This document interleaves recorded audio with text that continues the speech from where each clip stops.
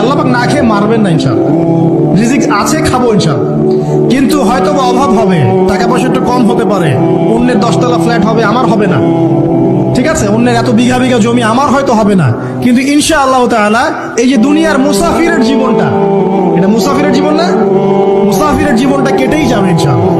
কাটবে না? যে কোনো ভাবে কেটে তো যাবেই ইনশাআল্লাহ। এই যে পরকালের জীবনটা একটা চেতনার শক্তি, জানেন? দুনিয়াতে যত বাধা বিপত্তি আসুক, গাল মন্দ খান, গীবত তহমত খান, কষ্ট হোক, নির্যাতন হোক, একটা বিষয় মনের মধ্যে শান্তি দেয়। কি শান্তি? যে এই দুনিয়ার জীবনটা তো আর চিরস্থায়ী নয়, এটা তো আর সারা জীবন থাকবে না। ইনশাআল্লাহ এই অবস্থা আস্তে আস্তে পরিবর্তন হয়ে যাবে। ফাইন্না মাআল উসরি ইউসরা, পরকালে ইনশাআল্লাহ পাবো। দুনিয়াতে না পেলে কি হয়েছে, পরকালে পাবো ইনশাআল্লাহ।